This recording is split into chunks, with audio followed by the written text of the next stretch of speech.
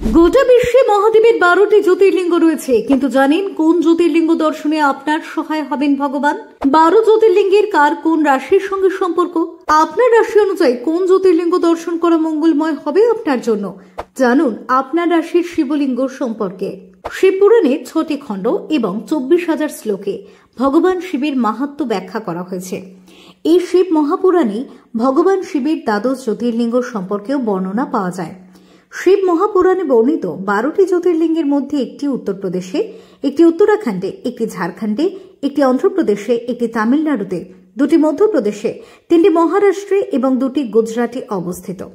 এগুলি ক্রমান্বয়ে সোমনাথ, মল্লিকার্জুন, মহাকালেশ্বর, ওঙ্কারেশ্বর, কেদারনাথ, ভীমাশঙ্কর, কাশী বিশ্বনাথ, ত্রম্বকেশ্বর, বৈদ্যনাথ, নাগেশ্বর, রামেশ্বরম এবং কৃষ্ণেশ্বর নামে পরিচিত ও পূজিত হয়। শিব মহাপুরাণের কোটি রুদ্র সংহিতায় ভগবান শিবের এই দ্বাদশ জ্যোতির্লিঙ্গের বিশদ বর্ণনা পাওয়া যায়, যেখানে সাক্ষাৎ ভগবান শিবের বাস বলে জানানো হয়েছে।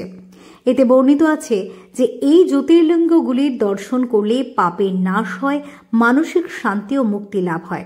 এক্ষেত্রে এও জানানো হয়েছে যে এর মধ্যে কোন জ্যোতির্লিঙ্গের সঙ্গে কোন রাশির সম্পর্ক আছে এবং এদের দর্শন পুজো থেকে কি ধরনের ফল পাওয়া যায়। জ্যোতিষ অনুসারে রামেশ্বরম জ্যোতির্লিঙ্গের সঙ্গে মেষ রাশির সম্পর্ক রয়েছে। মনে করা হয় যে রামেশ্বরম জ্যোতির্লিঙ্গের পুজো করলে মেষ রাশির জাতকদের জীবনের সদ্ভাব ও স্থায়িত্ব বৃদ্ধি পায়। সোমনাথ জ্যোতির্লিঙ্গ বৃষ রাশির সঙ্গে সম্পর্কিত। বৃষ রাশির জাতকদের ভগবান শিবের আশীর্বাদ পেতে এবং কল্যাণ অনুভব করতে সোমনাথ জ্যোতির্লিঙ্গের পুজো করার পরামর্শ দেওয়া হয়। বুধ দ্বারা শাসিত মিথুন রাশির সম্পর্ক নাগেশ্বর জ্যোতির্লিঙ্গের সঙ্গে। এখানে পুজো করলে মিথুন রাশির জাতকদের জীবনে ইতিবাচক শক্তি আসে এবং তাদের আধ্যাত্মিক বিকাশ হয়। ওঙ্কারেশ্বর জ্যোতির্লিঙ্গের সঙ্গে সম্পর্ক কর্কট রাশির।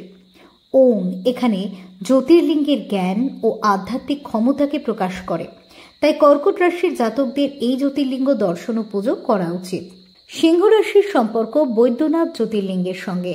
সিংহ রাশির জাতকরা এই জ্যোতির্লিঙ্গের পুজো করে স্বাস্থ্য, পরিবার এবং রাজনৈতিক সমস্যার সমাধান পেতে পারেন। এখানে মহাদেব তার ভক্তদের ভালো স্বাস্থ্য, সন্তান এবং মন্ত্রসিদ্ধির আশীর্বাদ দেন। কন্যা রাশির সঙ্গে সম্পর্কিত জ্যোতির্লিঙ্গ হল মল্লিকার্জুন। এই জ্যোতির্লিঙ্গ সম্পর্কে বিশ্বাস করা হয় যে এর দর্শন মাত্রে অশ্বমেধ যজ্ঞের সমান ফল পাওয়া যায় এবং বিবাহ সম্পর্কিত সমস্যা থেকে মুক্তি মেলে। তুলা রাশির সম্পর্ক মহাকালেশ্বর জ্যোতির্লিঙ্গের সঙ্গে। এটি একমাত্র দক্ষিণমুখী জ্যোতির্লিঙ্গ, যেখানে দর্শন করলে তুলা রাশির জাতকদের জীবন থেকে সমস্ত ভয় ও কালের ভয় দূর হয়ে যায়। শ্রী কৃষ্ণেশ্বর জ্যোতির্লিঙ্গ বৃশ্চিক রাশির সঙ্গে সম্পর্কিত। বিশ্বাস করা হয় যে শ্রী কৃষ্ণেশ্বরের দর্শনে সন্তান সুখ, বিবাহের যোগ এবং পারিবারিক সমস্যা থেকে মুক্তি লাভ করা যায়। কাশী বিশ্বনাথ জ্যোতির্লিঙ্গের সম্পর্ক ধনু রাশির সঙ্গে।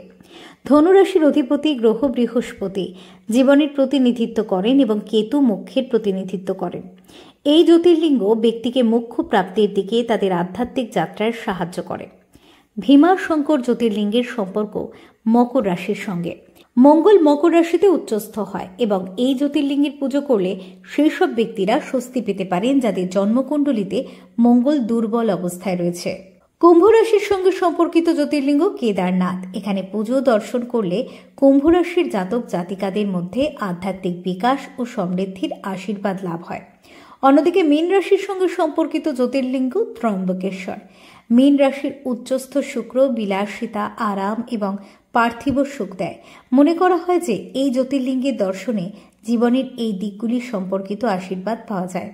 যেসব জাতকের জন্মকুণ্ডলীর ষষ্ঠ ঘরে শুক্র রয়েছে তাদের ত্রম্বকেশ্বর জ্যোতির্লিঙ্গের পুজো করার পরামর্শ দেওয়া হয়। যদিও এই সমস্ত কিছুই জ্যোতিষ পরামর্শের উপর ভিত্তি করে লেখা, টক টু টাইম এর কোনো রকম মান্যতা দেয় না। ফিউরো রিপোর্ট, টক টু টাইম।